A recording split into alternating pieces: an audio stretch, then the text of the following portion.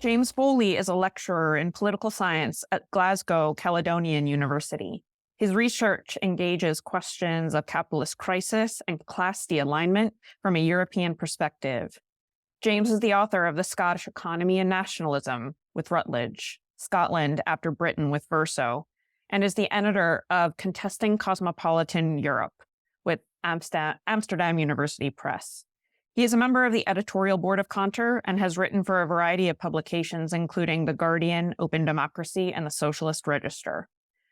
Matt Karp is a historian at Princeton of the U.S. Civil War era and its relationship to the 19th century world. Matt's first book, This Vast Southern Empire, Slaveholders at the Helm of American Foreign Policy, at Harvard Press, explores the ways that slavery shaped U.S. foreign relations before the Civil War. He's now at work on two other books. The first, Millions of Abolitionists, the Republican Party and the Political War on Slavery, considers the emergence of American anti-slavery mass politics. And the second, A Meditation on the Politics of U.S. History, explores the ways that narratives of the American experience both serve and shape different ideological ends in the 19th century and the 20th century and today. And finally, we have Dylan Riley, who is professor of sociology at the University of California, Berkeley. He is the author of The Civic Foundations of Fascism in Europe, Italy, Spain, and Romania, 1870 to 1945, with Johns Hopkins University Press, Verso.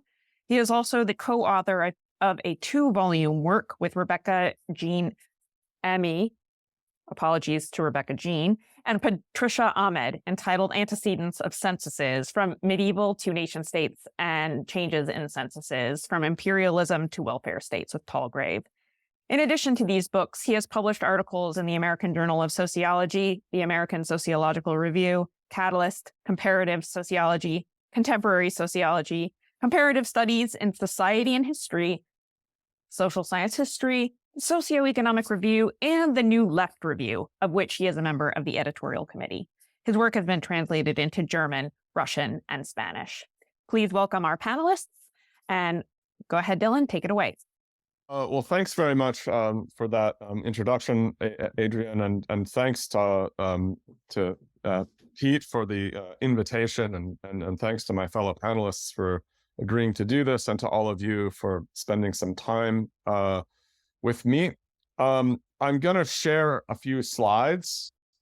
Basically, I'm just going to give a very kind of skeletal overview of the sort of position that I think, set off some debate and I guess an iteration of some of that discussion we're going to have today. So if you'll bear with me, let me just do that now. Let's see here.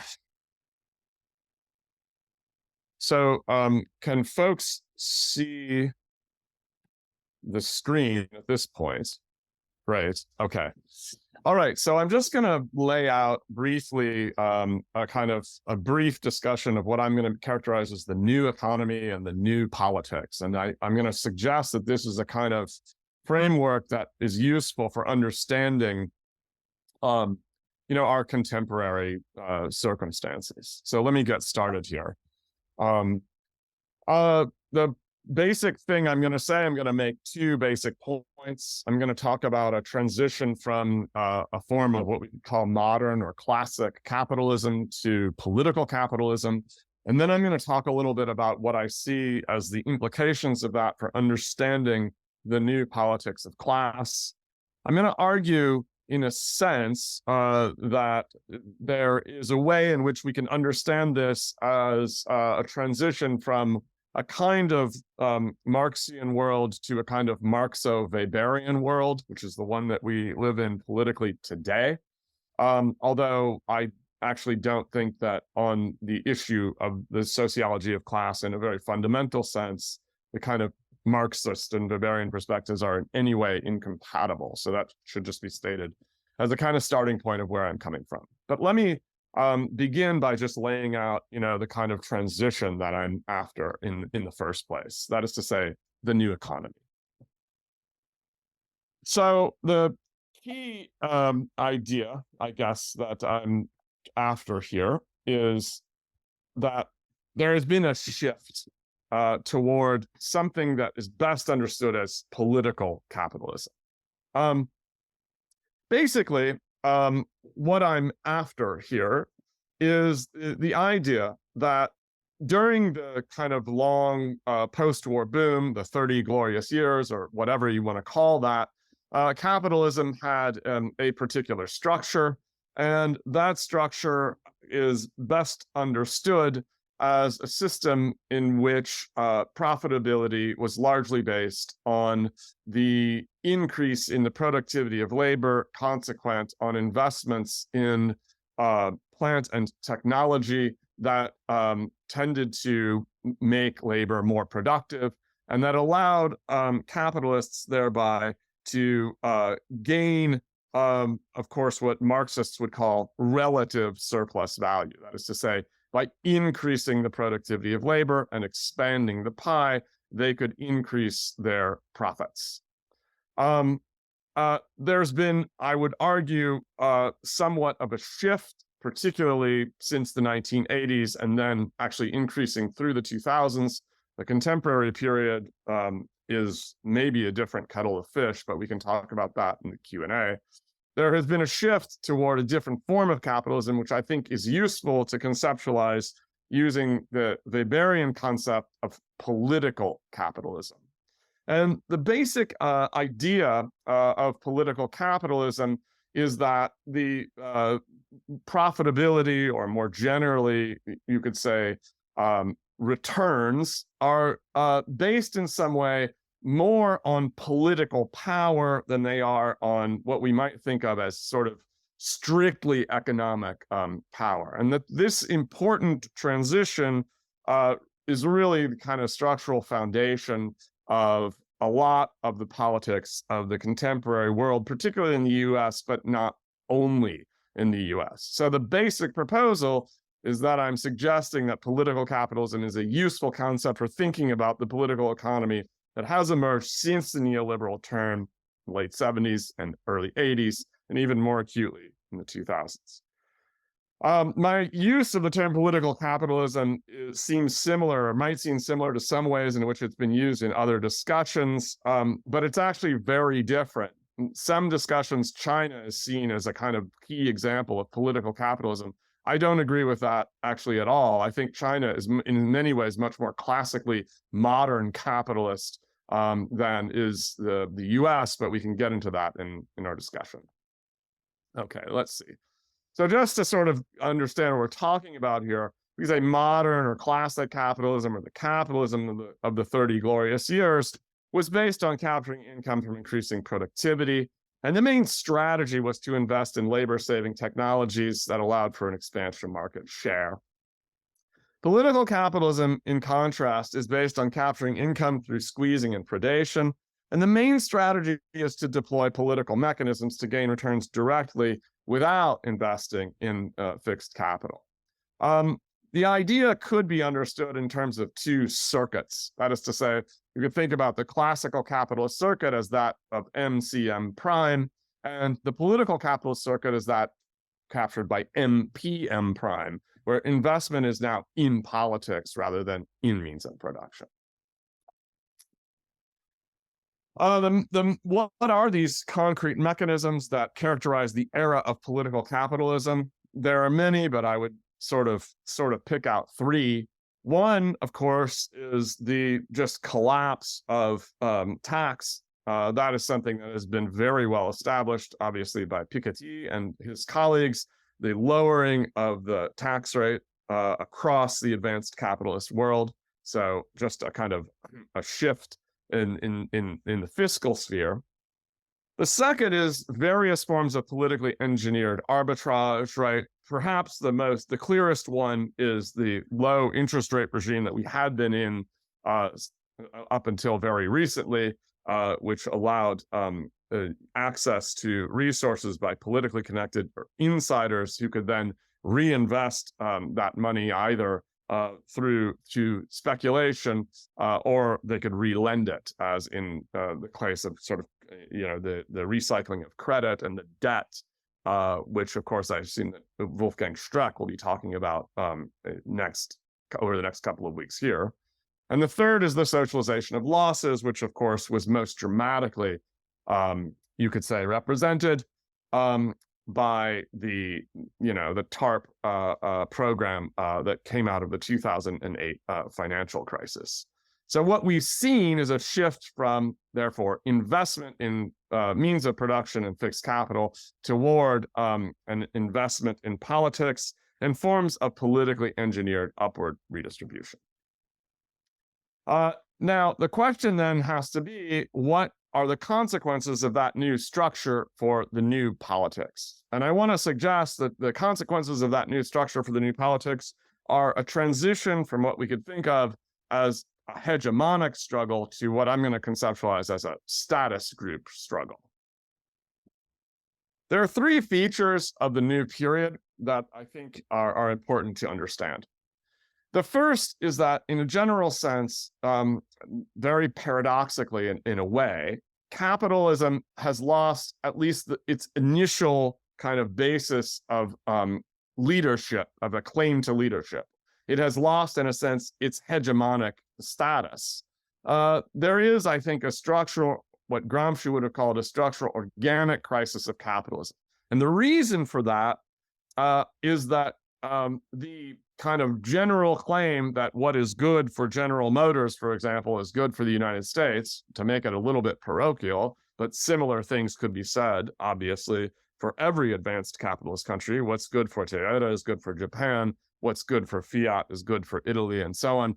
These sorts of claims are implausible in the current period.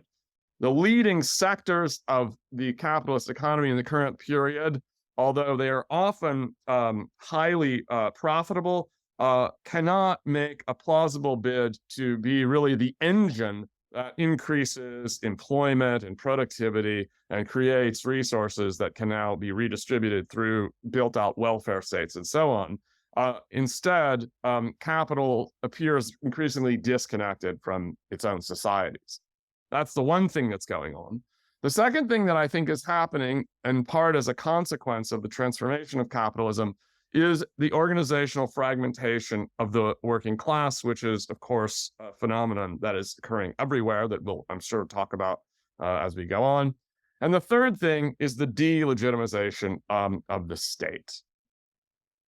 So I'm going to talk about a couple of these things.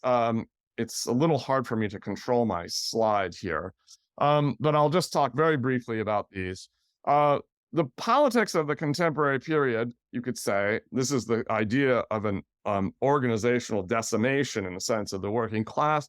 The politics of the contemporary period is often described, in terms of de-alignment, and I think that gets at a certain kind of, you could say, a certain kind of transformation that's going on. Basically, we have across the advanced capitalist world the phenomenon of center-left parties shifting to the more upscale, and put that in quotes, sort of sector of the population, while center-right parties seem to be embracing a politics of xenophobia and racism of various sorts. And this is often described in terms of the de-alignment of class politics, we could say. I think I would propose that it's probably better to understand that not necessarily as de-alignment, but rather as the emergence of status group politics. And I'm going to talk just very briefly about what that might mean. But let me just contrast what's going on now with that kind of politics with, we could say, the classic politics of the 30 glorious years. And here I want to just invoke Adam Przeworski's idea of, a kind of hegemonic struggle between workers and capitalists, or what, in a different way, Eric Olin Wright called positive sum class compromise, which will be familiar to many of you, I assume, on this call. And that basic argument is that, while as Przeworski summarizes it, in the beginning of kind of class struggles, conflict focuses narrowly on struggles for wage increases. Przeworski lifted out what he called the essential feature of the social democratic Keynesian compromise as an attention of the working class to the actual investment decisions out of profits. So the hegemonic struggles that were at least incipient over the 30 glorious years were struggles not so much about redistribution narrowly, but about control over the social surplus product, about what would happen with that. The rise of status group politics, I'm suggesting, has been basically associated with a transformation of social struggle away from this kind of attempt to control social surplus in the way that Przeworski had talked about it, and instead toward a struggle which is concerned with what Piketty terms a logic of rights. And it is basically poses, we could say, a conflict between those who claim that the distribution of basically the distributional questions can be justified through merit or not. And so this is a struggle that, in a sense, basically is a redistributive zero-sum struggle among groups that are making competing claims about the justice of distribution and redistribution. It is not really a struggle, at least in the first instance, about who and on what basis the social surplus should be controlled so as to control the overall dynamic of economic growth in society. Now, having said that, and this is just one thing that I want to emphasize, the structure of status group conflict is not in opposition to class conflict as an ideal or ideological conflict against a material conflict. The basis of status group conflict is quite material, and yet it is not really class-based. In particular, when we're talking about the consequences of the new politics for the politics of workers, the common sort of feature here is that status group conflicts are basically played out as coalitions of wage earners fighting against one another rather than as a struggle of workers against capital. So there is a kind of structural fragmentation of the working class that takes place as a result of this transition. There's someone who's trying to comment here. I don't know what to do with that, but I'm just going to try to get through my talk. The basic idea then is that you could say working class conflict is basically a conflict along an axis of exploitation. I actually think we should consider the how usual this has been in any capitalist country at any time. This is something that I think is really worth thinking about. This kind of conflict, we could say, where workers are basically struggling as an exploited class, is class politics. But the other thing that we always should note about this is that under capitalism, there is always another option for workers because of the nature of capitalism and because of the nature of the working class under capitalism. Workers can always pursue their interests not as a class, but as owners of the special commodity labor power. And when they do that, there is a strong tendency to produce or pursue redistributive, or what we could call status group politics. So these are the two sorts of things that I'm suggesting, right? I'm sorry, I've got to move this here around a little bit. Okay. Class conflict in the sense that Marx is talking about is never a conflict restricted to redistribution. It's a conflict over the control of the social surplus. It's basically about class struggle in the terminology put forward by the Brazilian sociologist Armando Boito. It's about class struggle rather than class conflicts, right? In contemporary democratic societies, struggles over control of that social surplus have been largely replaced with struggles over redistribution within the working class. And that this conflict, this type of conflict, has a strong tendency to devolve into status group politics.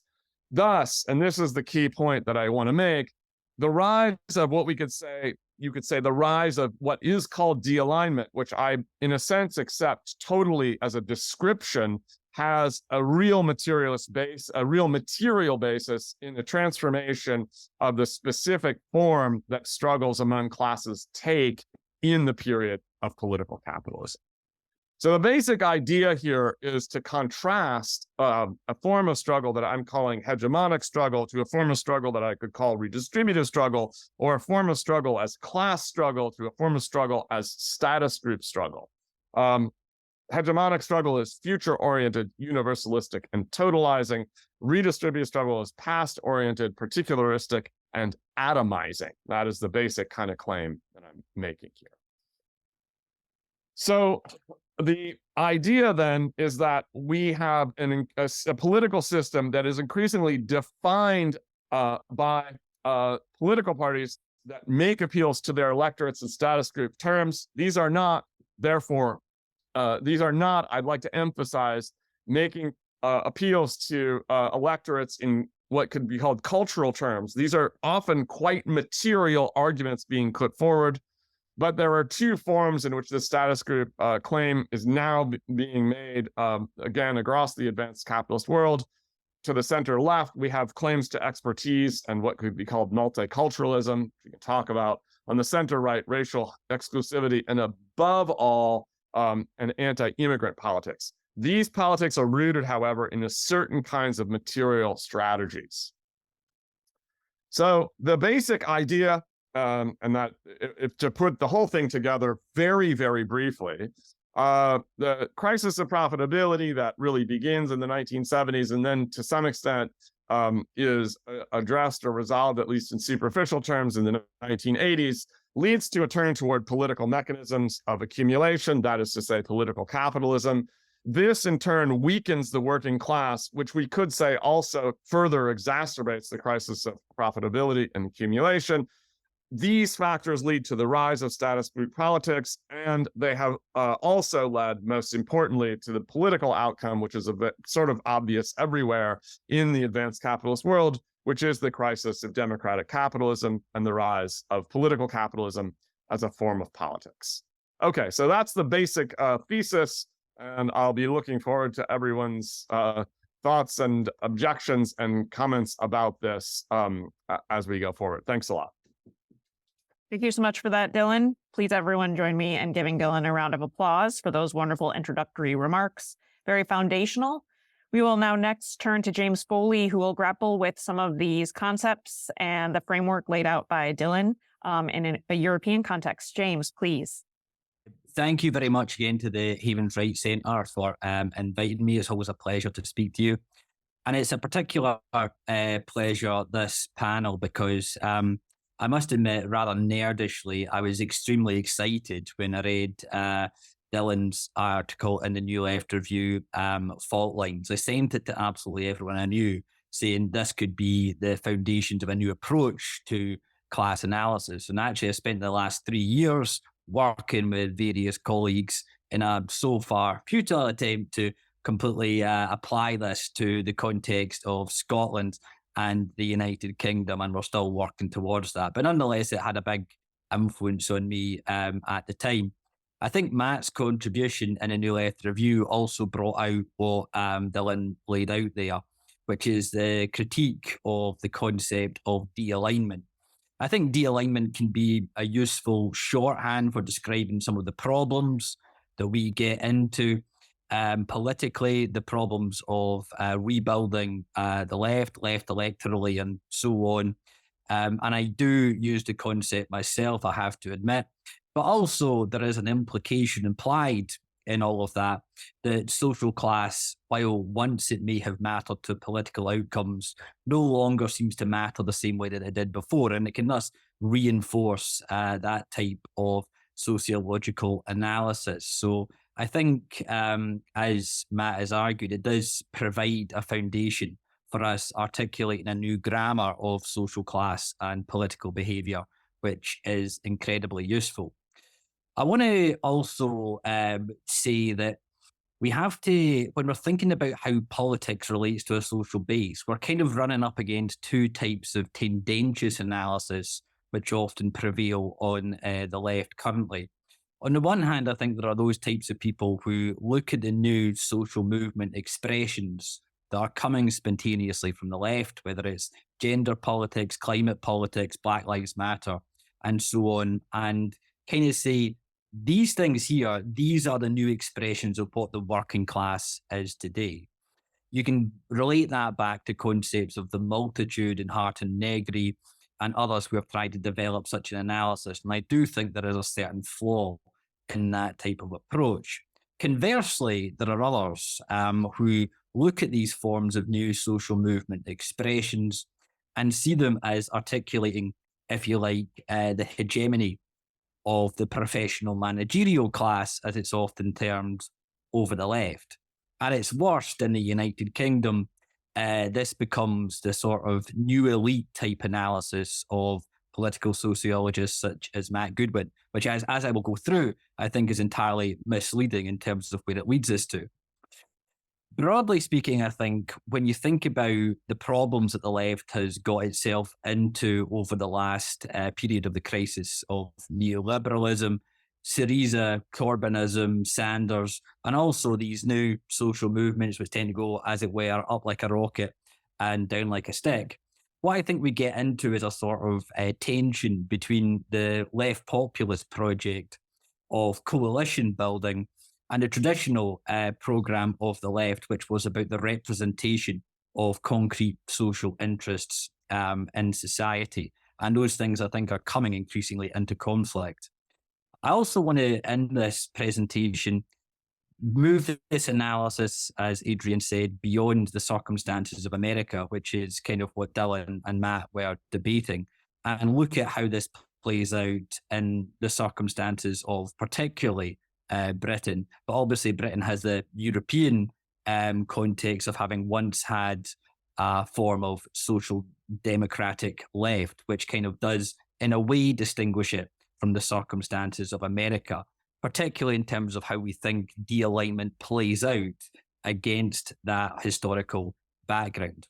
I'm also going to suggest, and this might be provocative to some, that we actually are seeing a process of partisan dealignment in British capitalism, particularly in the circumstances after Brexit. So I will talk a little about the politics of capitalism in a British context. And before that, I think I'm going to talk firstly about the circumstances of the left, and particularly the electoral dilemmas of the left.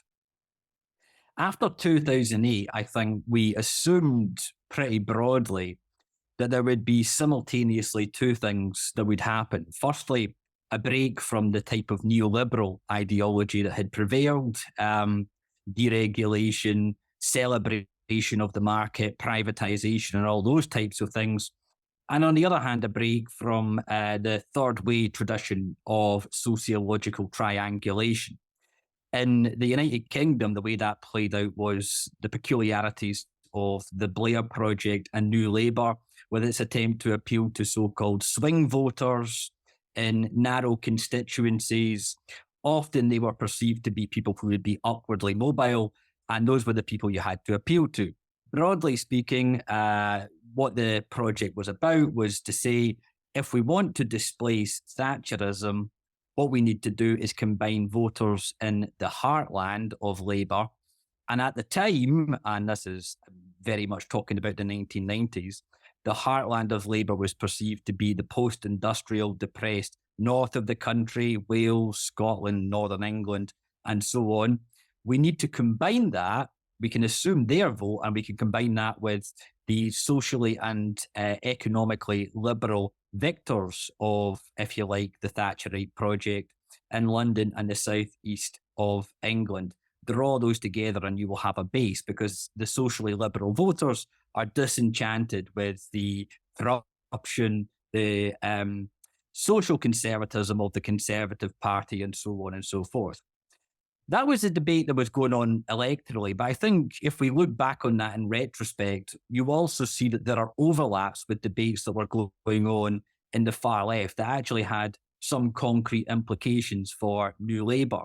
There is, of course, a very similar set of debates about how to move beyond a base in the traditional manufacturing working class and so on in the trajectory of left populism more broadly.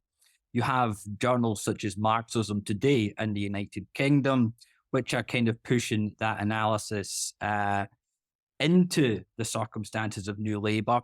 And it's worth remembering that New Labour's cadres often came from the far left rather than from the right of the party. There's a broader debate also, which you can link to the debate about the professional managerial class, which I'll come on to, which is about the fact that much of the new left that emerged in the 60s, 70s, and 1980s is representative of no longer the manufacturing working class or society's losers, but a more complex layer of the new middle class. If we move beyond the circumstances of neoliberal success to the period of the crisis after 2008, broadly what you see is that the New Labour project of detoxifying its brand towards the middle class had, if anything, been too successful. This is particularly the case in Scotland, where I live, where in the 2015 general election, Labour lost 39 of its seats, virtually all of its representation, except for one. It lost all of its Lanarkshire heartlands that are associated with post-industrial geographies, Keir Hardie, traditions, and all that sort of stuff, and retained one seat, which was Edinburgh South, which was, broadly speaking, the most fashionable, university-adjacent, traditionally bourgeois urban seat in Scotland. And you saw a similar fallout throughout the rest of the United Kingdom after Brexit, of course, where Labour was racking up pointlessly large majorities in areas such as London, in university areas, and so on and so forth, and was losing its credibility in what you might call its traditional heartlands and what often became to be referred to as the Red Wall seats in 2019.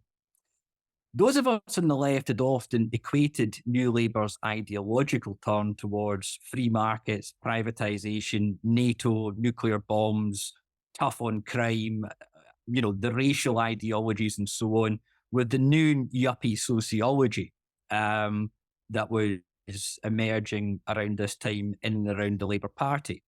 But obviously what you saw was a more complex fallout in the end, and that was particularly true when we come to examine Corbynism.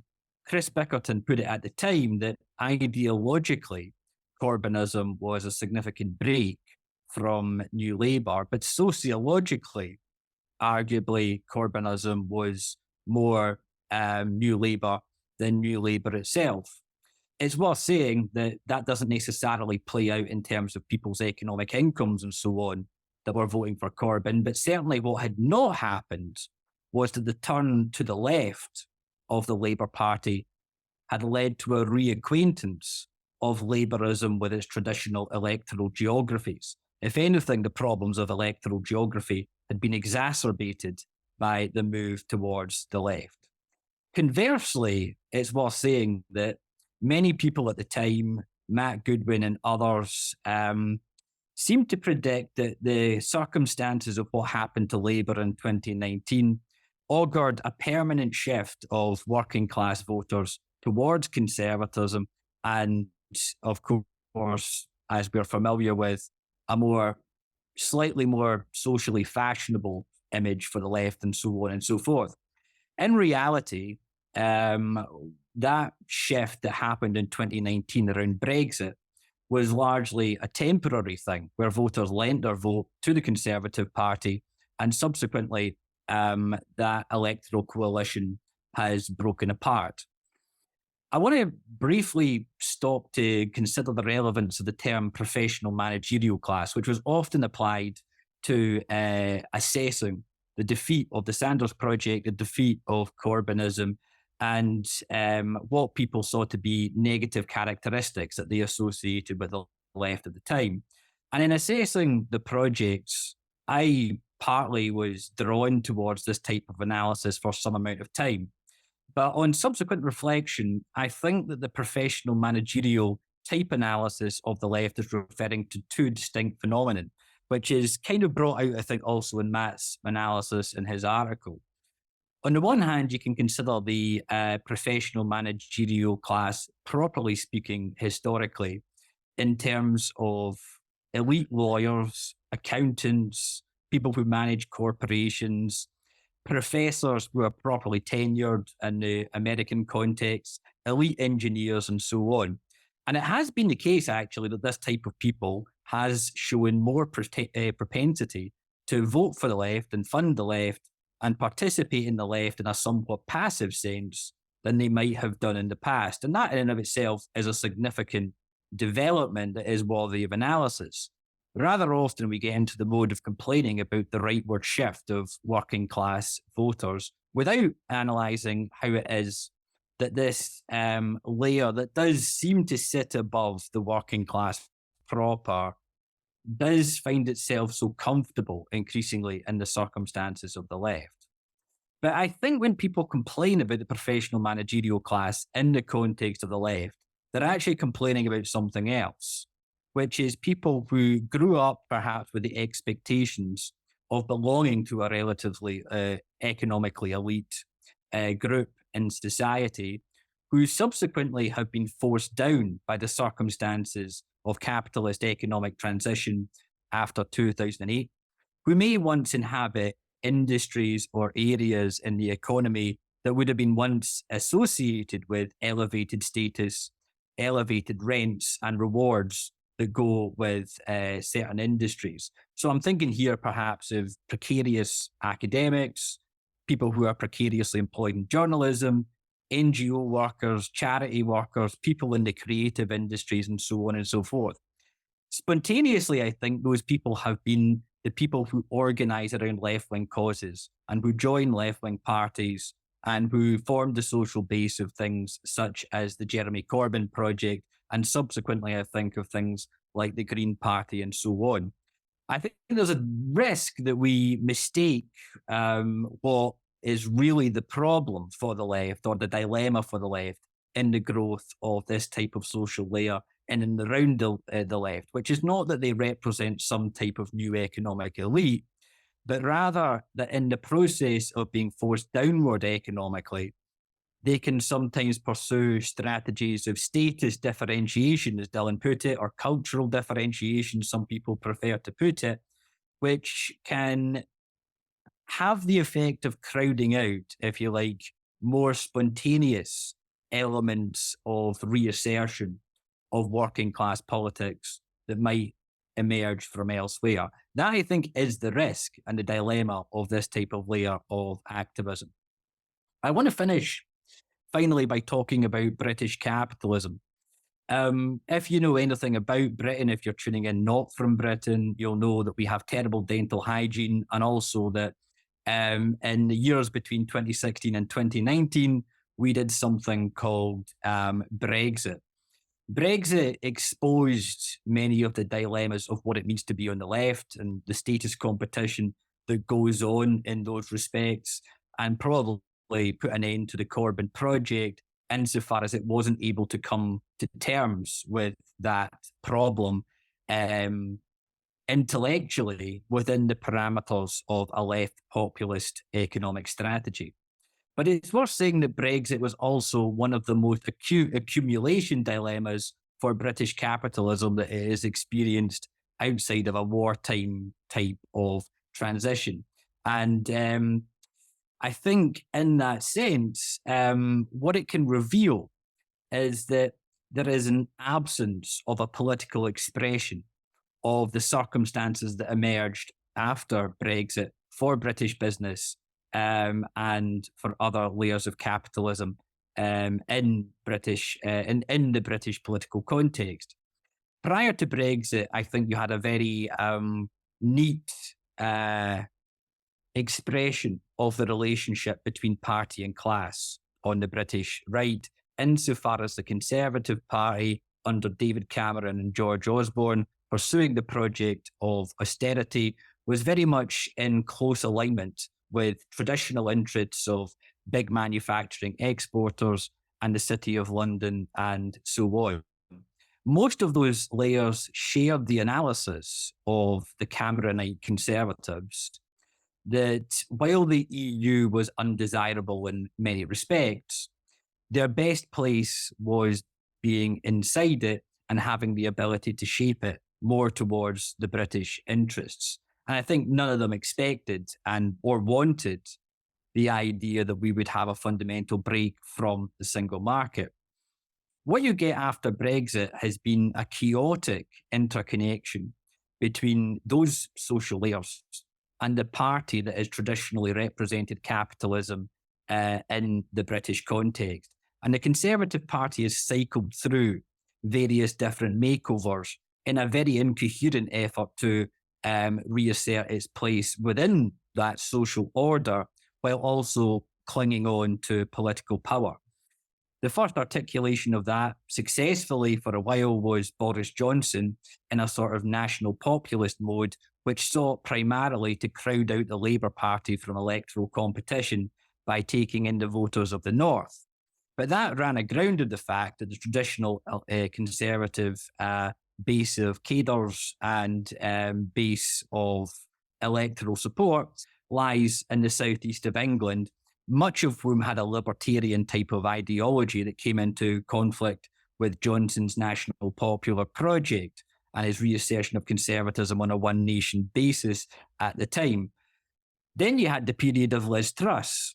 And Truss, ironically for a libertarian, was rejected not on the authority of voters, but rather on the authority of markets who could not stand the libertarian consequences of the policies that she was articulating economically. You do have some efforts in the British commentariat to link everything that has gone on after Brexit to an analysis of British capitalism. But again, I think that many of these analyses tend to be tendentious, if not to verge on conspiracy theory. The main idea that has emerged for why Brexit happened in economic terms centres on the idea of dark money, which tends to see the Brexiteer bloc in the Conservative Party as an expression of illicit interests, if not criminal interests, in the capitalist class, perhaps orchestrated into hedge funds and so on, but responsible for recycling money, particularly from Russia, and essentially acting as a basis for Russian foreign policy interests inside the traditional liberal democratic circumstances of the United Kingdom. And that, I think, has been, if anything, most disproved by the course of British foreign policy after the Brexiteers took power, where, if anything, Britain has been the most assertive supporter of the Ukrainian cause and opponent of Russia anywhere in the world. So apart from the various other economic problems that one gets into, I think that there are limitations with trying to equate what the Conservatives have been doing with some sort of coherent project, either of capitalism or of some sort of fraction of capitalism. In reality, there seems to be a conflict between the Conservatives and the vast base of British capitalism, who would probably prefer to have EU membership restored if possible, but yet don't seem to have a party political expression for anything to do that. The Labour Party, likewise, has adapted to these circumstances, albeit by distancing themselves from the Labour movement and the left and all these other things that you might expect in a rightward turn, but not trying to represent the desire of that fraction of business to return to the European single market as of yet. If anything, doing that in a very, very soft sense, but largely accepting what was called a soft Brexit for opportunistic electoral reasons of trying to crowd out the Conservative parties from the electoral field in a sort of mirror image of what Johnson tried to do after 2019 to the Labour Party itself. It is worth saying that you do have cronyism, you do have nepotism, particularly in relation to COVID-19, where I know Dylan's article in the New Left Review did touch on some of the big public spending that we saw around the pandemic. And certainly in the United Kingdom, what you saw was networks of cronyism around the Conservative Party taking financial advantage of the emergency circumstances in order to enrich themselves. And people will be familiar with examples such as Michel Mon and other big donors to the Conservative Party and so on. I don't know if we can go beyond that as of yet to say that this represents some sort of way in which the post-Brexit Conservative Party in the United Kingdom represents coherently a faction of capital inside the British economy. Others may disagree with my assessment on that, but I think it's one thing to assess that question, and then it's another thing to assess how far any such behaviours would account to a new accumulation strategy inside British capitalism. As of yet, what I tend to see is the behaviours that I would associate more with what Peter Mayer called cartel party behaviour, that express the distance between the state and its underlying social interests, rather than a reintegration of those interests in the crisis circumstances of capitalism. But that is my interpretation of the recent course of British history. I'm hoping that some of my suggestions there will be provocative and various different to various different people, particularly those in the United Kingdom itself. Happy to hear other people's opinions, and thank you again for inviting me. Thank you so much, James, for those really incisive comments on not only political formations, but also the expression of party and those implications under capitalism. Also all done with a sense of humor, which I know I am not the only one who appreciates. But our final panelist is now up, Matt Karp. We've already heard a little bit about some of his arguments, but now we get to hear from the man himself. Matt, go ahead. Yeah, I just also want to thank Dylan and James and Adrian, and then also Pete for organizing this event. Hopefully, we'll be able to get into some of the meat of these questions, especially in discussion. But I kind of wanted to begin again, just to sort of set the table, to load the table with some data and some arguments. Even if many of them have already been kind of discussed and in some ways pre-critiqued by our other panelists. But I did want to, and some of this may be familiar to some of you, but for others, I wanted to, in a sense, make an argument about what I think is the most important political story of the last decade, especially in American politics, but really broadly with implications around the advanced capitalist world. And that story is not about, Donald Trump or about even the defeat of Bernie Sanders, but really this ongoing accelerating transformation of these party coalitions in class terms. And this is a slow-moving story, which, as many have noted, began maybe 50 or maybe 75 years ago as the New Deal coalition in U.S. politics began to change shape, moving away from the kind of classic industrial workers at its heart.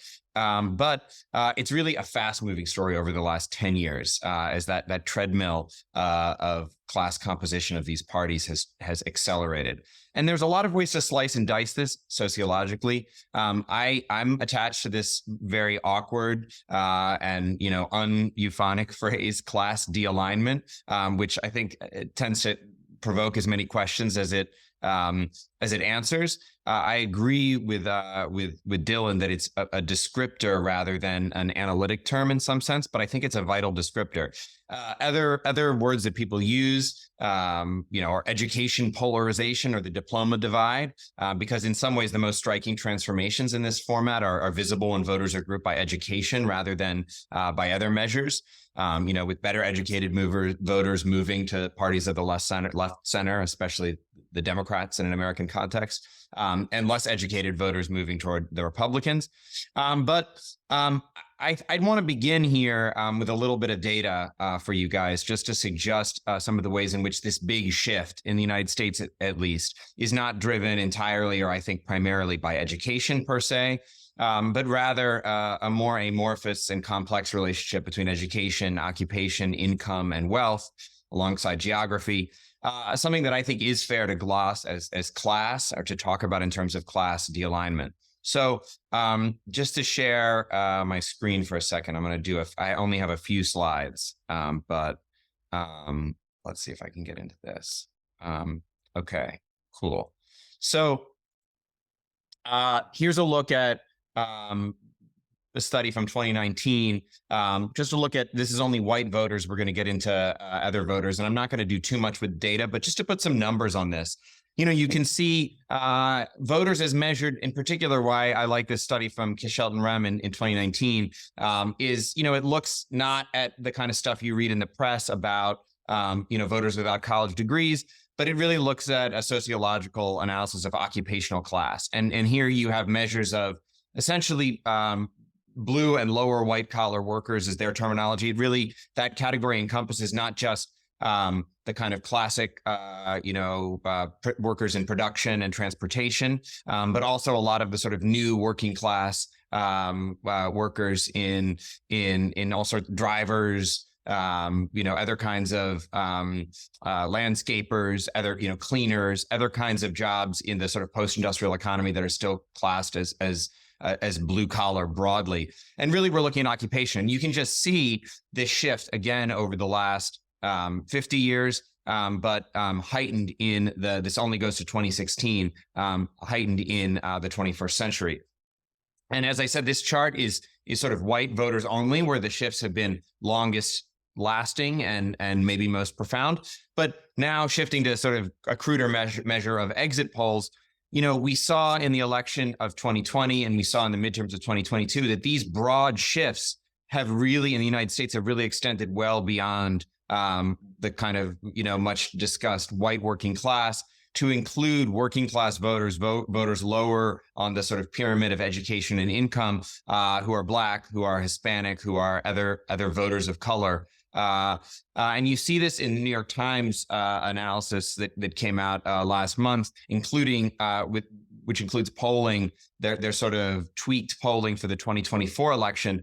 And you really see among these non-white voters, it's actually a mistake. There's a new sort of boomlet of discussion about non-white Democrats having non-white voter problems, which I think is reflects a lot of the weakness of contemporary political analysis, because as if there's all sorts of conceptual problems with grouping non-white voters into some sort of coherent slab of people. But even beyond that, what we're really seeing here so vividly is the non-white voter problem is still part of the working class voter problem, because all of these big shifts are especially big and significant with voters without college degrees who make less than $100,000 a year across lines of race and ethnicity, which is really important. So just another set of numbers on this. In 2012, and again, to emphasize the recency of these shifts, as you can see here on this chart, Democrats won voters making under $50,000 a year by 30 points in 2012. Now, 10 years later at the midterms, they lost those voters by a point. That's a massive shift and a recomposition of, in a sense, who is pulling the lever for this party. And again, it's a shift that cuts strongly across racial and ethnic lines. Now, a point that I want to note here is, part of the cumbersome nature of this term de-alignment is that it's not, but I think an important element is that it's not realignment. The sort of the tribunes of right-wing populism who want to say, we are now, the Republicans are now the working class party. That's obviously untrue. What we have is a party that's, fiercely and increasingly equally divided by class terms. What we have is not a new realignment where the right dominates the working class, but a de-alignment in which, class politics, and this is where I broadly agree with many of much in Dylan's larger framework, of which this is only a part, in which the political structure, the current structure of political competition, militates against any kind of class conflict because the parties and coalitions are so de-aligned in class terms. And now just to bring in a little bit of a broader historical perspective, this is an extremely crude metric that I think is worthy of discussion, mostly because of its long tenure. It was developed in the 1960s by a political scientist named Robert Alford. And it essentially, the Alford index of class voting is essentially you subtract manual occupations from non-manual occupations, or vice versa. You basically subtract that. You basically measure the difference between workers who work with their hands and non-manual workers.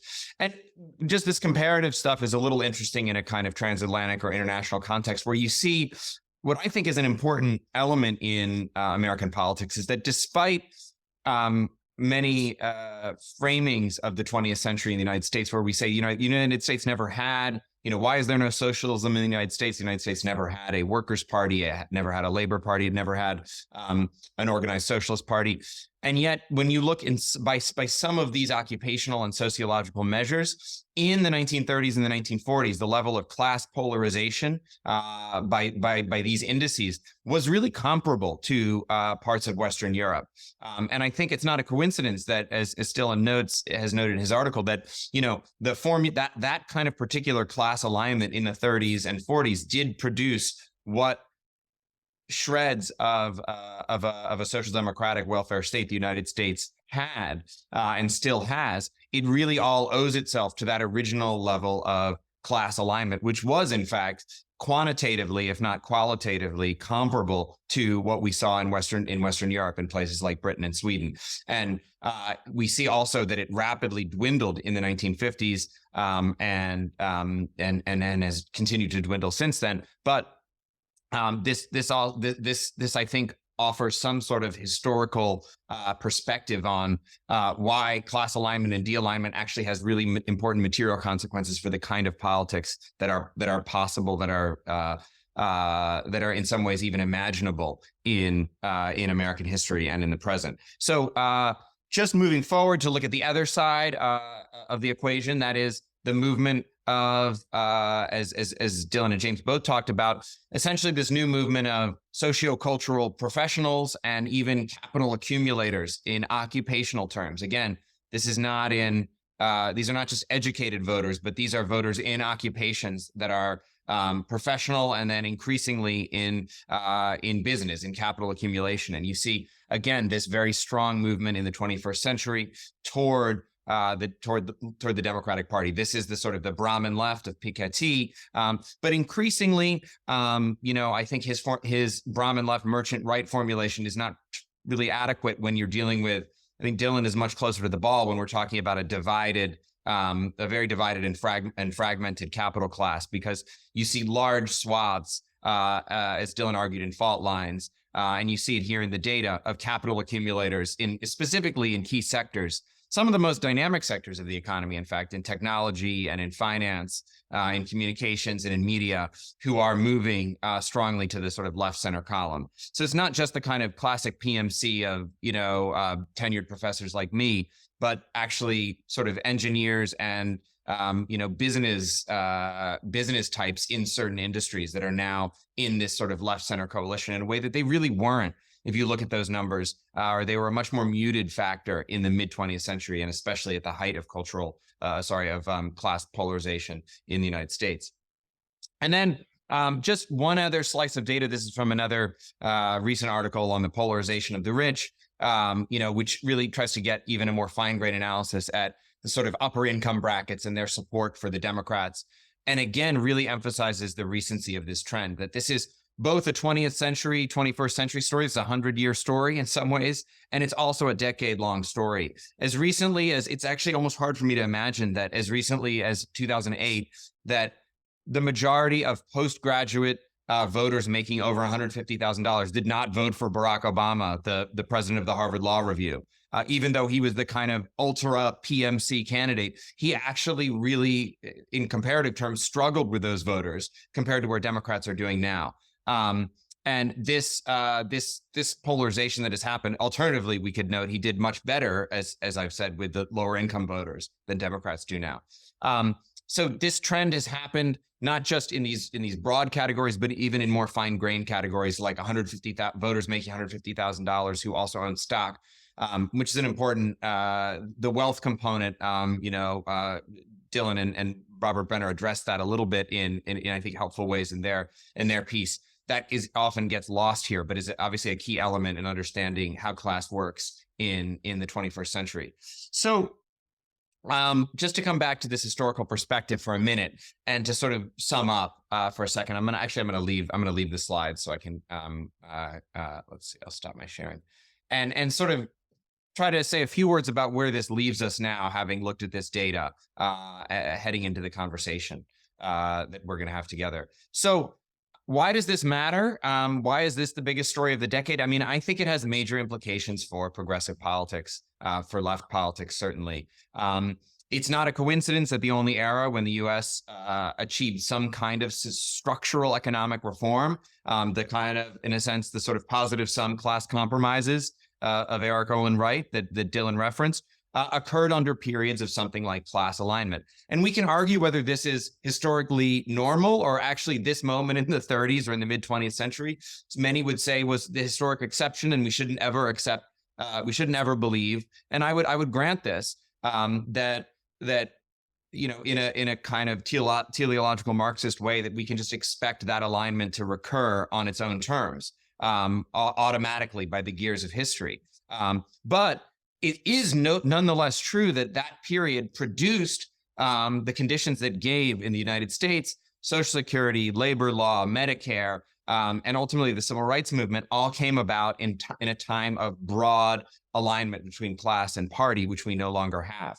And now it is true on a narrower level, and James talked about this, and I think it's important to concede this, that new upper middle class Democrats are more supportive of some reforms, including even, labor reforms, than they've ever been before. It's not the case maybe that they are so intrinsically kind of right wing on narrow question by question issues. It's true, too, that Democrats in Congress in the blue states have shown a willingness to spend more and also to support labor than they have 10 or even 20 years before. So I think it's wrong to suggest that this new shift will automatically produce a kind of low road back to Clinton era economics. To the extent that that's the implication, or at least we might have thought that that was an implication of this, I think that we're in a different world now.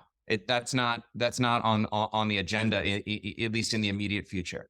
And nevertheless, I think what we do see is, as a consequence of this de-alignment, is a real and powerful reluctance to sort of, within the Democratic coalition, and a kind of real and powerful obstacles in the field of politics to sort of move towards a kind of a fight over a control over the social surplus, any kind of real structural redistribution or reorganization of the political economy. On a narrow level, you see things like how the way that Biden couldn't even manage to repeal Trump's corporate tax cuts. That was mooted, and that one was not down to Joe Manchin and Kristen Sinema blocking, the sort of robust redistributive bill. That was hashed out and defeated before it even made it out of conference.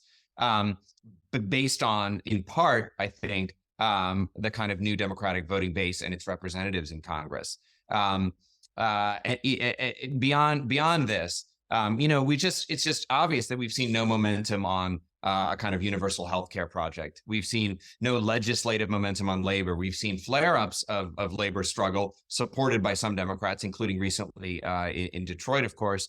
But we see no actual sort of national political possibility of changing the ground rules by which labor can organize under this alignment. And we've seen sharp limits to any kind of Green New Deal that's imagined here. It's hard to sort of, for me to conceive how what we might call a social democratic minimum, jobs, healthcare, housing, education, safe planet for everyone, can be attained with this alignment of class and party.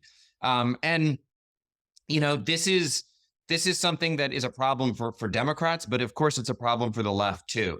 As sort of James suggests, the Corbyn experience in sociological terms did not produce a sort of, it did not lend credence to the idea that if you speak it, they will come. That once the sort of left-wing politics breaks out of the sort of 90s New Labor, New Democratic restraints, and can articulate a kind of a bold vision for social democratic distribution, that workers automatically realign themselves around that voice. It didn't happen with Jeremy Corbyn, and it didn't happen with Bernie Sanders. It's harder to tell, I think. And I think in some ways the Sanders, for particular contingent reasons, if Sanders had been a nominee, we might have seen more of that. I haven't broken the faith with Bernie would have won just yet. But I think it's clear that by 2020, what we didn't see is, even within the Democratic coalition, we didn't see a broad working class realignment around Sanders either.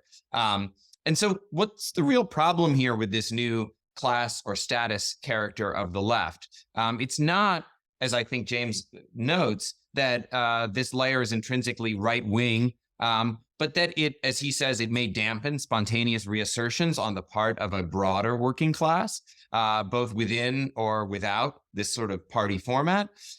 In a simpler, cruder way, it has major numerical limitations, which are significant for the Democrats if they ever want to actually pass their agenda, but also significant for the left because the new left-leaning demographics are smaller. They may be economically dynamic. They may be housed in key strategic, not politically strategic, but economically strategic areas in productive metropolitan cities. But the vast majority of competitive districts nationally in the United States, and I suspect this is true in Europe, are majority non-college educated, majority lower income, certainly lower than $100,000 US.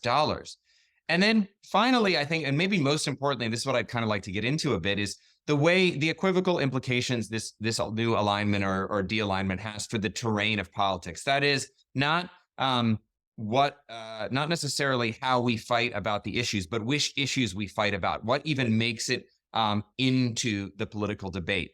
So many new objects of debate in all sorts of ways effectively deepen and entrench these fights between different sectors of a broader wage earning class, rather than produce debates that could, at least in theory, align broadly workers against capital in terms of how these political fights are conceived. And, I mean, this is the old adage of, I think the American political scientist E. Schatzsnyder is, politics, what politics is about is what politics is about. And if we can't make politics about things like universal health care, which would, at least in theory, I think, pit broadly wage earners against capital owners, if we can't make politics about those issues, then there's no hope in altering those. If you can't alter that terrain of politics, any kind of left-wing struggle within those terms risks being circular or dead-ended. So that's the sort of dilemma. It's not a very hopeful conclusion, but that's at least my take on some of this dilemma. And I think maybe at this point I'll wrap up and we'll open things up to at least discussion with the three of us, or maybe bring in questions from the broader group. Thank you. I suppose I just wanted to say and test this attitude to any of the speakers, really.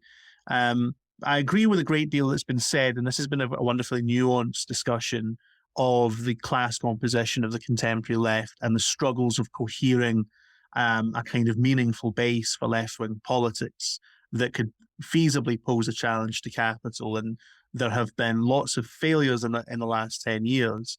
I really just wanted to kind of talk about the importance of politics and political leadership in that process.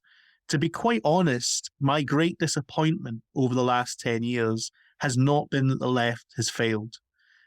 If I'm honest, I never really thought that we would achieve a permanent, lasting breakthrough, as in a realignment of left-wing politics around the world, where an old socialist or radically social democratic politics supplanted liberalism, centrist liberalism, as the alternative to the kind of conservative right. I think at the peak of the Corbyn and Sanders projects, that was the hope, that the silent spring that had taken place in the 1980s and 1990s could be reversed, and that the various forms of openly pro-capitalist liberalism could be supplanted once again by something that looked like the social democratic or socialist politics of the middle of the 20th century, and recapitulate their kind of reforming project. I never believed that would happen. I didn't think that the social base existed for it, but I also reckoned that you only end up with that kind of corporatist social democratic politics after a long period of very aggressive struggle not just to make inroads for the working class within state structures, but also to cohere a self-conscious, politically active working class itself. So you don't get European social democracy until you've had rounds of Chartism in Britain, until you've had the blood sacrifice of the Commune in France. And maybe these are particularly flagrant examples. Maybe we would hope that the reconstruction of a socialist politics wouldn't require an emergence involving some of those kind of bloodier episodes and so on. But the point is that the working class had to fail to cohere on several occasions before it produced stable political forms. And experiences like Chartism, experiences of like the 1848 revolutions, experiences like the Paris Commune and so on, were extremely important in creating a working class identity that welded together, in the 19th century, and this is a point Anton Jaeger makes, that in some senses our politics today resembles the 19th century, where there's a confusion of non-self-identifying working class elements with lower parts of the middle class and so on. And instead of unions and parties, we have a kind of these mass street movements, these effervescent movements and so on. The tragedy for me is that in the last 10 years, rather than face formative defeats, the left committed suicide, basically. So Corbynism destroyed itself almost knowingly through supporting the overturning of Brexit. Syriza destroyed itself almost knowingly by its refusal to confront the Troika. And I wanted to basically ask, what's the program of political leadership that will actually allow us to cohere some of the class elements we're discussing into a meaningful socialist project? Yeah, thanks a lot for that question. Yes, I agree with much of what Matt has said. I'd like to make two observations just to push this forward a little bit, though. And maybe these are going to seem kind of unrealistically optimistic in a weird kind of way. But the first one is, I don't understand. I will frankly admit that I don't really understand the contemporary political moment. And the reason for that is that looking at it from the perspective of the United States, I'm surprised at how relatively progressive and ambitious the Biden administration has been, actually. And in the absence, precisely, of the sort of social forces that created, obviously, the New Deal and the build-out of the American welfare state. So there's something very odd going on in politics that I don't fully understand, but it's almost as if, the way I think about it is this way. It's almost as if, just to put it provocatively, Trump represented a kind of re-edition of the radical right without a organized social base, and Biden represents a kind of re-edition of classic social democracy without an organized social base. And so there's a weird sort of parallelism between these two things that I don't get, but seems to be something is going on there. The second thing I want to say is that I believe that if we come to the conclusion that politics is becoming very, very centrally important in the determination of rates of return for capitalism, that opens up something that opens up not only problems for the left, structural problems that we think we've talked about, glossed as either rise of status politics or class dealignment. It also opens up an opportunity because of the nakedly political character of accumulation in the contemporary period, which politicizes economic processes in a way that they hadn't been before. And that's a kind of opportunity, I think, that the left could potentially exploit. So I think that the current period, obviously, the question of the current period is how to create an agency, a political agency that can not just make a kind of transition to something like a post-capitalist society, but that could even, obviously, the more immediate concern is can extend and deepen what are very, very threatened and etiolated democracies. But there are certain possibilities that are sort of embedded in the political moment that I think we should recognize. Thank you for that, Dylan. James, do you have a response to any of your previous panelists' remarks or to David's question? I've got a direct question which I will come in from the chat. Right. So I think it's fair to say that there was a number of elements, of course, in the media and elsewhere that were hostile to Corbynism, as there were, of course, to Sanders, and as one would generally expect if you had a left-wing proposition that was threatening certain interests at a particular time. But I think also it's fair to say that if we're serious about trying to challenge for power, it's the case that you have to factor that in. You have to factor in the fact that you will have a hostile media element, that you will have hostility from various institutions in society and so on. So to consider it the primary factor, I think, well, I mean, certainly it's a factor in why Corbynism lost. But I don't think we can just reduce it to that. And I think we have to look a little bit deeper as to the circumstances of it. What I've seen in terms of the debate in America, in terms of what's going on after the defeat of Sanders, in some ways kind of reinforces the point that David was making there, that we are kind of still talking about the circumstances for building a sufficiently large electoral base in order to challenge for power and so on, without registering some of the political and programmatic flaws that might have led to debate in the first circumstances and where they might be rooted in. So, for instance, there's a big debate emerging, and I hope I'm not mischaracterizing this debate, but essentially between people who have a sort of multicultural, coming democratic majority, type vision for left-wing realignment in American politics versus people from Jacobin, for instance, who are saying, well, this type of woke framing of politics doesn't, necessarily work well electorally, and that you would be better framing things in terms of economic populism and so on and so forth. But I think part of what is registered to me, particularly by looking at the Syriza experience, the proximity of Corbyn to power and so on, is let's imagine that we had got anywhere near power. Under these circumstances, wouldn't our internal programmatic incoherence and studied political ambiguity have started to mean that we fell apart anyway? We lack people with the sufficient training politically, I think, and the hardening politically to carry through some basic arguments.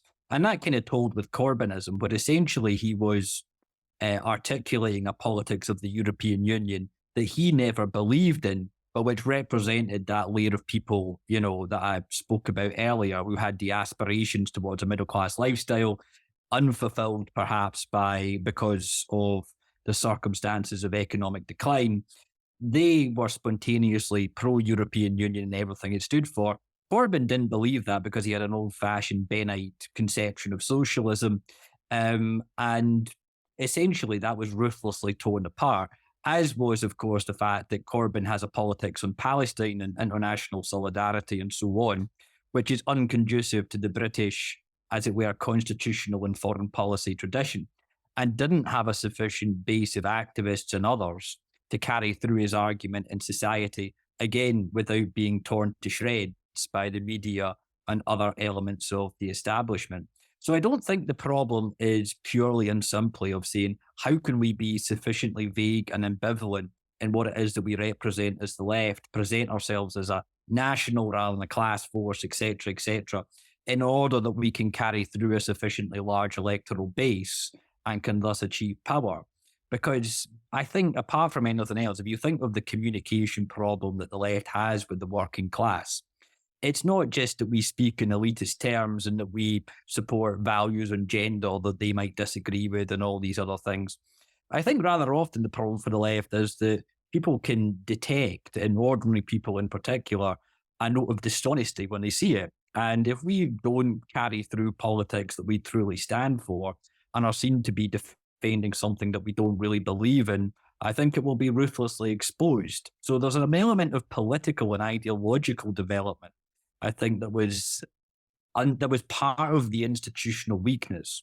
And thus, I think when leftists nowadays, post-Sanders, post-Corbyn, go away from that and think that all we have to do is build more capacity in the working class, build better unions, build housing co-ops and all these other things, that to me is at best only half of what it is that needs to be done to rebuild the left. I think there's an underlying programmatic and ideological incoherence, and as long as you don't have that solved, if you do by some miracle come to power, as Syriza did, of course, in the circumstances of Greece, it will be ruthlessly exposed. And that's what I think we need to talk about what David said in terms of the potentially productive nature of political defeats and how we can learn from them and take political defeat as an opportunity for ideological and political realignment and reassessment, as well as just saying, how do we rebuild a sufficiently large political base in society to re-challenge for power? Thank you for that, James. We have two questions in the chat. The first from Alan, the next from Matthew. Alan writes, how does this changing class composition relate for the left to identity politics as a component of the struggle for socialism? Is it even an important component? So that's question one. And question two for you all as a panel. Matt writes, I am disappointed that all of this conversation has taken place without a mention of climate change. It makes me doubt the capacity of the intellectual left to work in the real world. Climate change pits the futures of all classes against the capitalist system, as do planetary limits. So doesn't it have massive massive implications for any class realignment, if not actually bringing them about? So I welcome the panelists to respond to that, whoever would like to respond first. I guess just to take the first point first about the question of identity politics and struggle for socialism, I want to emphasize this point. I do not think that it is helpful to understand identity politics as something that is being counterposed, as something counterposed to material politics. I think identity politics actually have a material basis. And that's what I was trying to actually explain with this framework of this transition from, a politics of class to a politics of status. Now, that's a controversial position, but we should think about it a little bit. I think there was a very interesting report that came out from the Center for the Study of Working Class Politics recently. I think it was entitled Trump's Kryptonite. And the report contains a lot of interesting evidence, and I think people should read it closely. I learned a lot from it. But one thing that I was struck by in its conceptual approach is that it counterposed what it called social issues to economic issues. And among the social issues were two things, immigration being one, and abortion rights or reproductive rights in general being another. These are clearly economic, especially, I think, easy to conceptualize in a sense is the first one, which, is a form. It reflects a kind of economic strategy based on labor market closure. So I think that to a certain extent, it's not helpful, in my view, to counterpose the identity politics to material politics. We need to understand that identity politics are the form, in a sense, that class politics takes when class politics is not possible, if that can be, or is difficult, if that can be put that way. On the second point on climate change, I actually would just say, of course, this is massively important. But what I actually don't agree with is the idea that climate change is going to be the major kind of causal variable in transforming class politics. Climate change is going to be refracted through the prior structure of class politics, which is why if you want to deal with climate change, you have to deal with class politics. And more specifically, I don't think it's at all plausible to hold the point of view that climate change per se is going to have essentially a kind of consequence for creating a kind of massive class alliance against capitalism. There are going to be losers from climate change and winners. And all of that is going to be reflected or refracted through the pre-existing structure of class power. So I think my position would be that kind of methodologically, it's quite appropriate in discussions of climate change to begin with the issue of class. Although, of course, we can't ignore the climate because obviously we're living in, this is going to have consequences for all of human life. But I just think those things are important to consider. Thanks. Thanks, Dylan. Matt, how do you assess the importance or the position of identity politics within class de-alignment and political formation? Essentially, I agree. I mean, Dylan, so I was one of the authors of that the Center for Working Class Politics kind of report that he discussed. And I also basically, maybe I hope I'm not turning traitor on my co-authors, but I've never been a fan of that kind of, just really sharp conceptual break between economic and social, especially on something like immigration. Obviously, and I do agree that a lot of the issues that you would group under identity politics have a material dimension.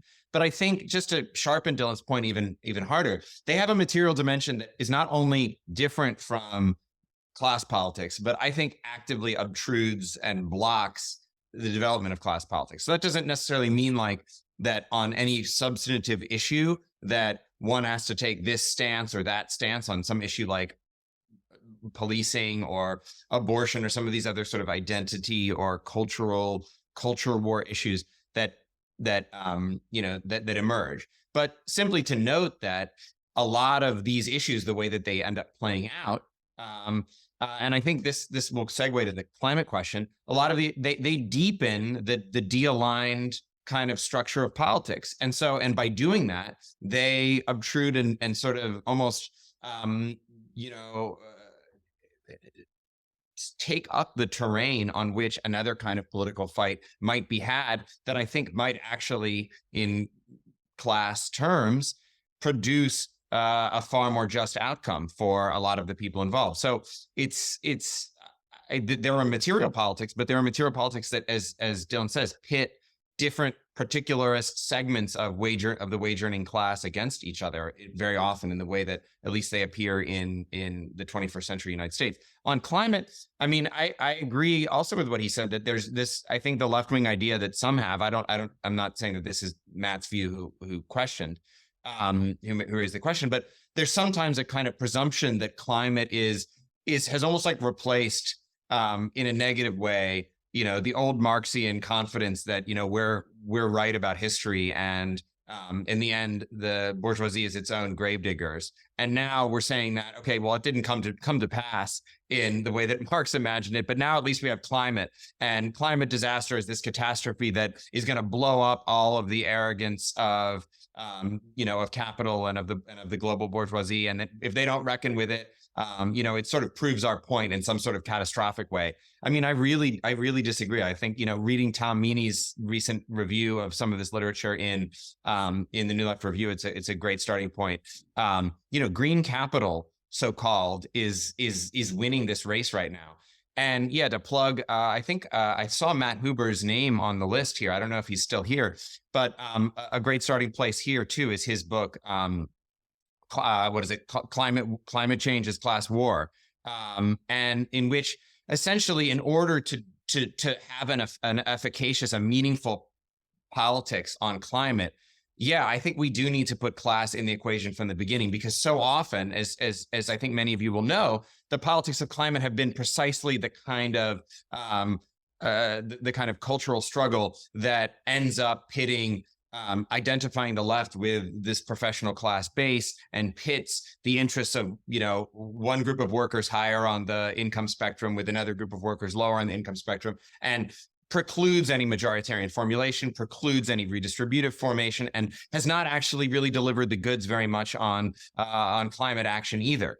So I think it is important to address climate, but I don't think it's the kind of deus ex machina that anybody might hope for. Unfortunately, and I think we need to bring class into that conversation too. And Huber's book is where I'd begin on that.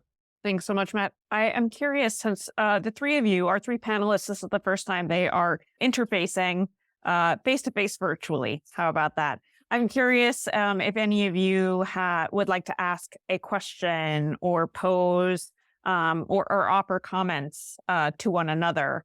Now that you actually have the opportunity. I know that many of you have had engagements in paper form, but now in this space and in this conversation, I would invite you to directly engage one another as well, if you'd like to do so. Well, I had a question for the panel for either Dylan or James or both. I mean, because since we've had based on sort of my little wisp of a positive suggestion and reply to David, I would be interested in hearing where you guys see the state of left populism, since I think both, James specifically referred it, and we've had talk about Bernie and Sanders and whether they were productive or unproductive defeats. In this map that Dylan has kind of helped give us under political capitalism, I would actually like to hear Dylan just broadly speak on, with some sense of, if where does left populism fit into that? Where does it? And if not, what is the kind of, where can we put an oar in strategically on this? I would love to hear, having given the map, where's the compass in terms of what we, and that's sort of obviously a really vainglorious way of talking about the 60 of us or whatever, dwindling numbers of us that are on Zoom.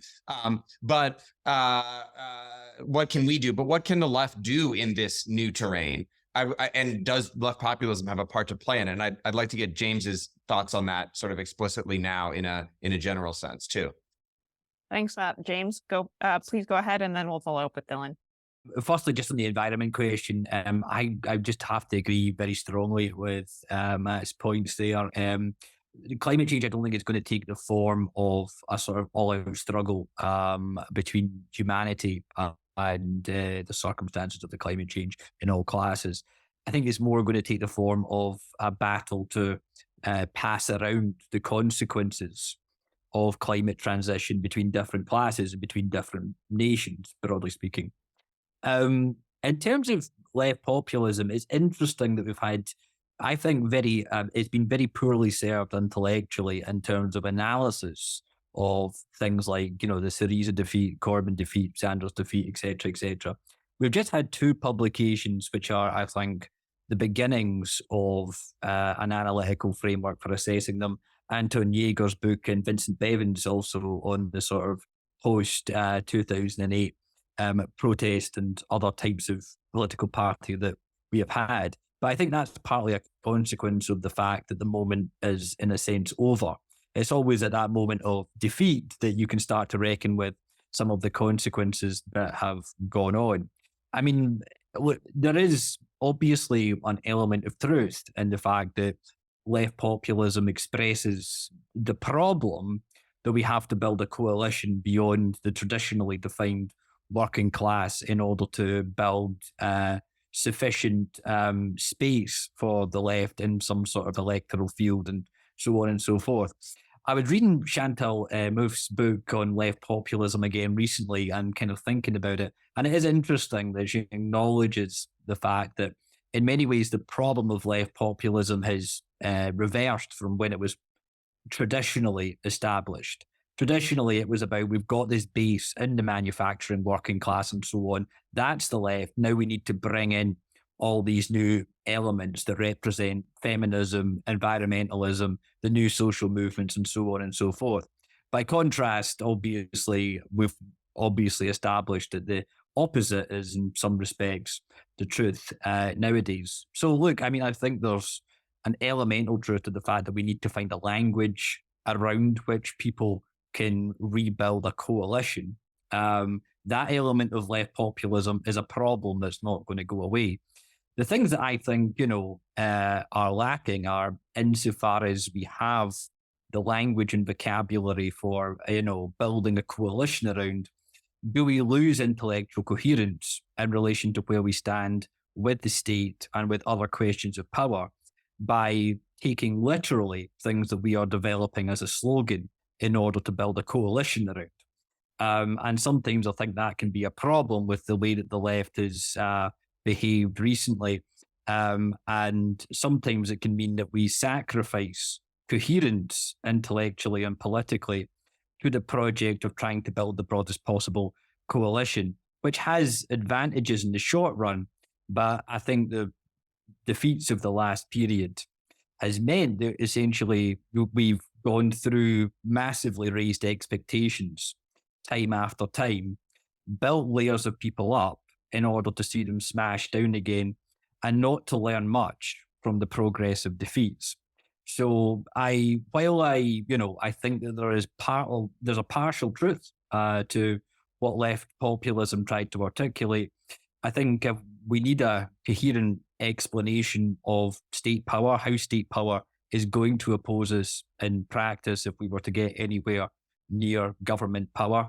I think that was lacking, of course, in Syriza's case, and was also lacking in the case of Corbynism, where it was like, as long as we have economic policies that are popular and so on, we aren't going to meet sufficient resistance from elements that surround the British state. Of course, you're going to meet that type of resistance. And there wasn't enough realism about some of that intellectually, I think, in the left populist movements that emerged. So I'm afraid I only have an ambivalent answer for you, Matt. But hopefully Dylan can provide more coherence than that. My thoughts exactly, James. Thank you, Dylan. Have you any words of hope for us? I'm not sure. I'm going to try to say a few things about this. So I guess my reading of left populism is, not surprisingly, I see it as very closely connected with the transition to political capitalism. And let me explain why. I don't think it's a surprise that obviously the key demand on which left populists sort of base their unification of the varied social forces that they would like to represent is a democratic demand, right? That is to say, what left populism does is it links together, obviously, the left with the struggle for democracy. And it's also, I think, interesting that the major social democratic publication in the US is called Jacobin. The reason for that, I think that's actually revealing. I think that there are certain elements of the contemporary period that recall an quasi-18th century formation. That is to say, a society of estates and privilege and politically constituted property, to put it all that way. This creates really major problems on the one hand because of the things that we've been talking about, the fragmentation of the working class above all, its dealignment. But it also creates this opportunity, which is that the very fusion of economic and politics that is happening, in capitalism can be struggled against in the language of democracy itself. And if we think about that historically, of course, the demand for socialism has always been most effective when it is articulated to the demand for the real expansion of democratic rights, right?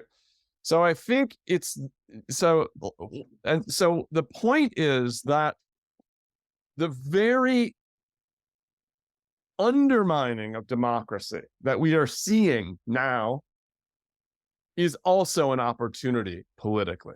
So I just say that now, of course, I agree with everything that James has said in terms of this is not coalesced as an articulated program yet, but it's also true, I think, that we will see it again and again. I just think that left populism, if we want to use that terminology, is structurally connected to our, particular moment in which we are living.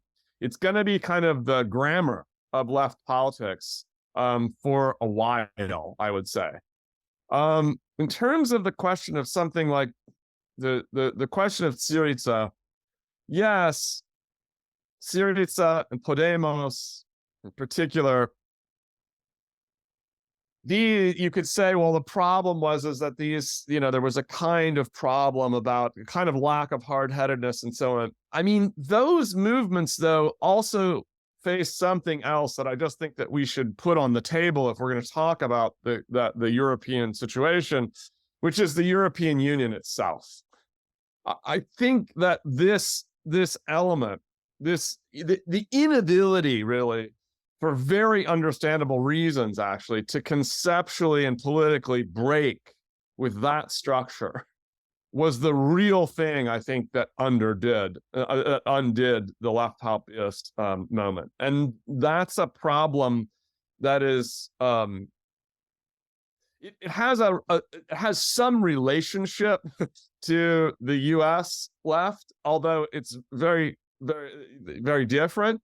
And I think the big issue actually that we face, or one of the big issues of the left, is that it needs, above all, I think, an image of the sort of political order that it is proposing. Not so much the economic order. I actually think it's not, I think the economic part of it is not terribly, hard to work out in some ways. But the idea of what sort of, put it this way, what kind of state? What is it? What kind of state is it that we stand for on the left, right? And in the European context, that means, above all, what to do with the European Union, right?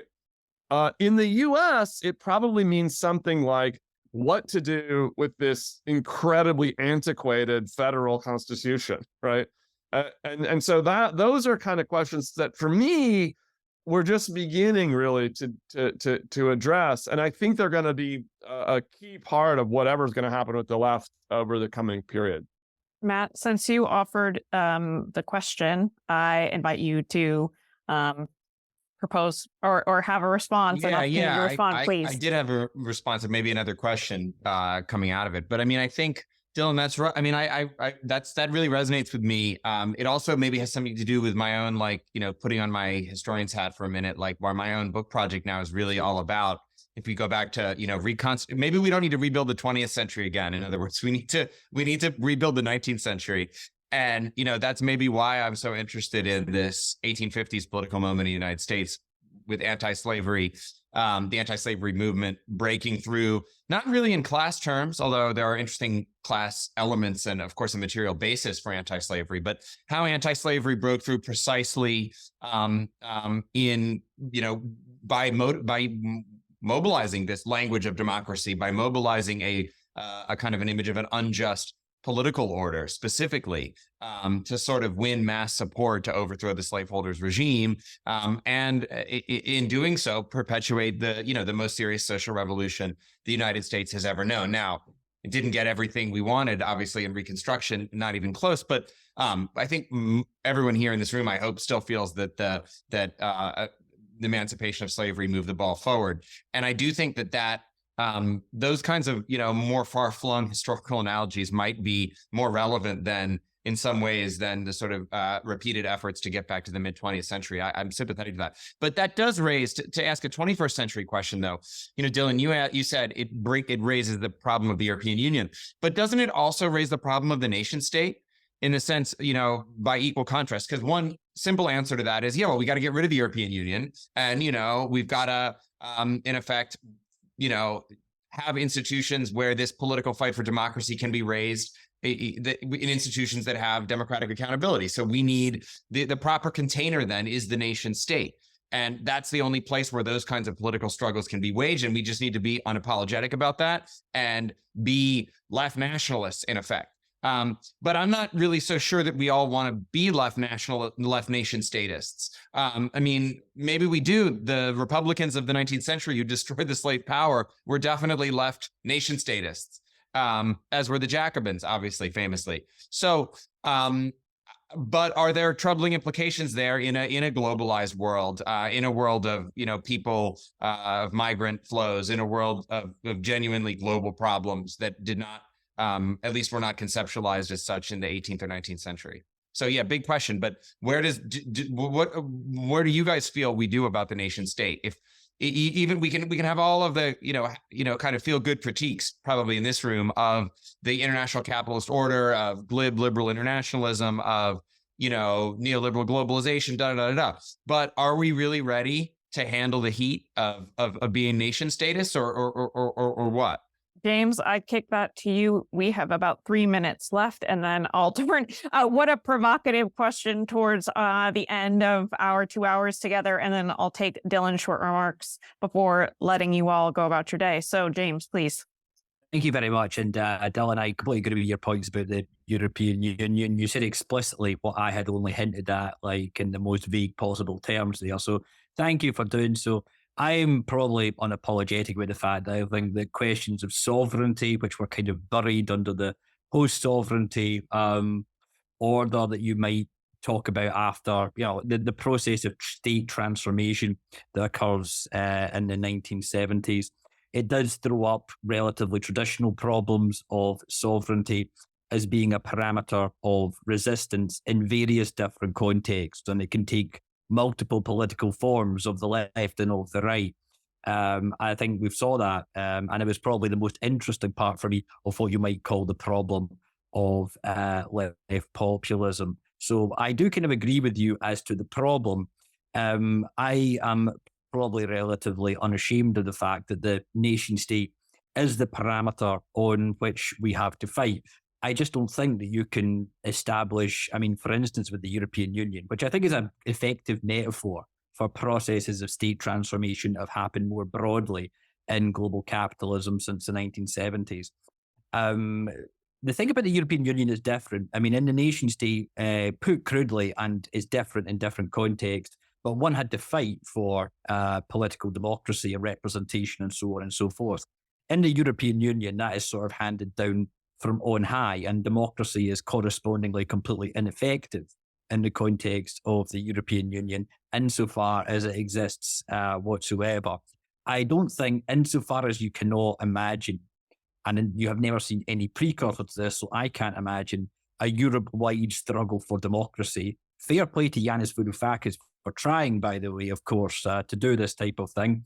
Fair play to him, but I don't think he will succeed. And if one is to be honest about the stakes, democracy was established at a national level by a process of class struggle in ways that Dylan has highlighted. I think it will remain the parameter for some amount of time. And it's within those parameters that struggles between left and right will continue to take place. I try to be as honest about saying that as I possibly can, without, I hope, concluding that I am thereby a nationalist or even a left nationalist in the process. I think that's just the honesty about where the political stakes lie. Thanks, James. Dylan, your final remarks? Now we've come to this very interesting and vital topic. I wish we could talk for another 3 hours, but just very briefly, I think that I actually think there's a real question in the US that is posed by the fact that we live in a political structure that, in my view, is not clearly a nation state in the sense that we have the mid-sized European nation state. It's not clear to me that the massive continental federal structure that we have in the US can be compared to France or Germany or Italy. And so we really need to think about scalar things here. What is the actual container in which one could have a democratic politics, right? So we at least need to think about that. And I'm not sure what the answer on that would be. In terms of the left nationalist question, I think we should end with just remembering what Otto Bauer said, right? In that very interesting book on nationalism, which was basically that, well, we have socialism, right? Socialism will allow the full flowering of national self-consciousness, right? It won't be, of course, a kind of thin cosmopolitan thing. It will allow for this form of community to flourish in a way, that it has been in some sense restrained by capitalism. So, that's a way of thinking about things. Of course, that opens many more questions than we can possibly answer here, but I don't want to take up any more of people's time. Thank you so much for that. And to all of you, I would agree. I would love to stay here and watch you all discuss these issues and more, and maybe we can do so in the future. But until then, on behalf of the Havens Right Center for Social Justice, as well as Conter Magazine, I'd really like to extend our deepest thanks to James Foley, Matt Karp, and Dylan Riley for spending a few hours with us, and to you, our audience, for sticking around for a really, really interesting discussion and some wonderful comments. So please be well. We'll see you next time. Take care. Thank you. Thank you, guys. Thanks everyone who came out. Yeah, thanks a lot. Thanks a lot for the really questions. appreciate it. Yeah.